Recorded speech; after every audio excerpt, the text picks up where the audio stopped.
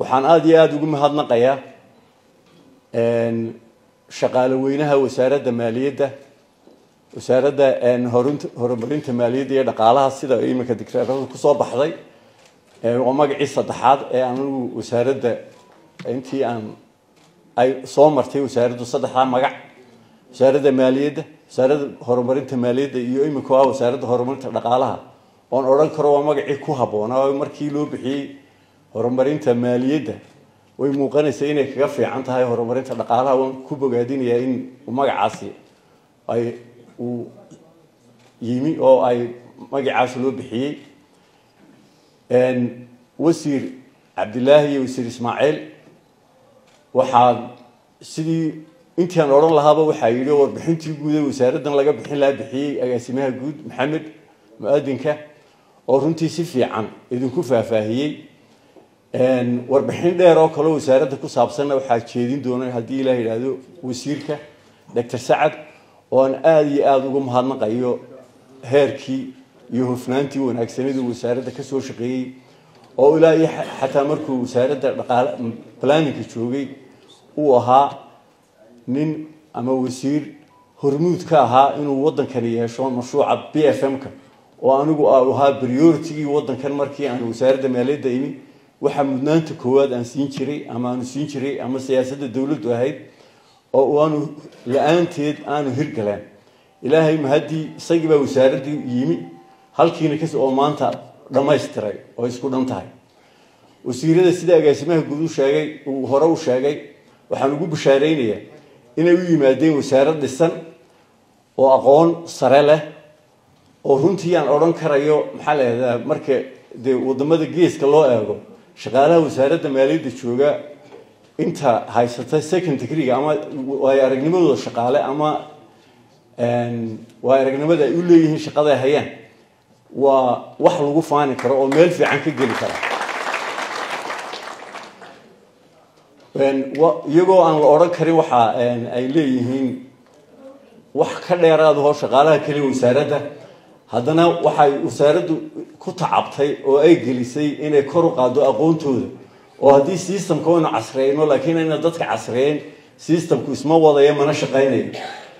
bili-aadmiguna waxa weeye haddii marka bili-aadmiga la dhismo ayay hay-aduhu dhismayaan sidii dhiijiibu u sheegay wasaaraddani waxa weeye hooyada halbowlaha ah oo maanta marka ay bishu dhammaato 25-keeda la gaadho 30,000 oo guri oo Somaliland ayaa waxa dabka u saaran laga sugayaa iyaga shaqaalaha halka fadhiya laga sugaa wasiirada waa ugu bushaareeyay inay wasaaraddu wanaagsan yimaadeen waxaana maxaa la yiraahdaa ku dhiirigelinaya oo kaga yaranxinaya in maalintii la idinka rabo $1 million iyo ka badan every single day qofka laga rabo inaad $1 million soo saarto hurdada habeenkii seexanaysa dee kulli warwarkeeda leedahay mid kale wax kasta oo dhaca ama meel kasta oo ka dhaca markay wax dhacaan sanqadhiir dhacdo telefoonka ugu horeeya taliyaha ciidanku madaxweynaha u diro qofka labaad ee la soo hadlayo wasiirka maaliyadda taana waxa weeye wad garanaysan pressure ka leedahay ilaahay ha idin fududeeyo dad wanaagsan oo idin la shaqaynaya cashuur bixiyaal wanaagsan dadkeena maxaa la yiraahdaa dee aan cashuurta ka qaadna cashuurta kale ma aha xataa hiilka ma garanaysaa hiilka iskula hortaagayeen waa wax wanaagsan anagu deyn bay ku yeesheen dawladda haddana iyadoo deyn ugu leh ayaan anagu cashuurtooda ka khasabnaa oo iyagoo aanay khasbintay ugu leeyihiin wixii intaa ka dheer waxaan ugu soo aan ku faraxsanahay sida la sheegay wasiir dawladdu waa dhaqaalayahan cabdilaahina waxa weeye waa financial accountant bankana si fiican u yaqaana DG baan soo wadahayno isna halkan wasaaradda ka ahaa DG isna uu bank ka ahaa wada shaqayntii aan anagu labadeedu iyagoo ay wasaaraddu iyo bank kala fogeen oo ka dhex sameynay inay aad u sii hirgasho inoo tan imika lagu wada shaqaynayay isaga u sabab ahaa inay hirgasho iyadoo oo ay labada wasaaradda iyo bank isku soo dhawaadeen oo ku faraxsanahay cabdilaahi oo wasaaraddan wax badan ka garanaya inuu yimi waan ku faraxsanahay markaan eego bay'adda way shaqaalaha wasaaradda iyo cabdilaahi characterkiisa inay dad isla qabsanayeen waan ku faraxsanahay inuu hogaamin karayo wasaaraddan fahansan yahayna waddankana joogay intii ay Somaliland dee ay hore u marisay waxaan rajaynayaa inay uu xilka markuu wareejinayo maalinta Ilaahay u qoray isagoo halkan kor uga sii kacaysay wasiir dawladda inay wareejin doonaan hadii la yiraahdo ta aan idinka ballan qaaday shaqaalahaas wasaaradda anu aad maxaa la yiraahdaa waxaan ugu kalsoon oo ku faanaya in shaqaalaha wasaaradda maaliyadda goob kasta ay joogaanba ay yihiin shaqaale aad isku halayn kartaan hadaa hagid iyo hoggaan u sameeysan hadaa iyaga laakiin shaqada faraa uga qaadan iyaga idin hogaaminaya jahada idin jeedaan ba u raacsan marka aqoontooda ku faa'iideysta laakiin idinku hoggaanka hay waxay wasaaraddu lahayd maxaa la yiraahdaa horumarinta shaqaalaha oo dhiirigelintooda tababaradooda scholarship-kooda marka taana si ay hawshu aad ugu sii wanaagsanaato idinkuna ayna halkii ka sii wadaan oo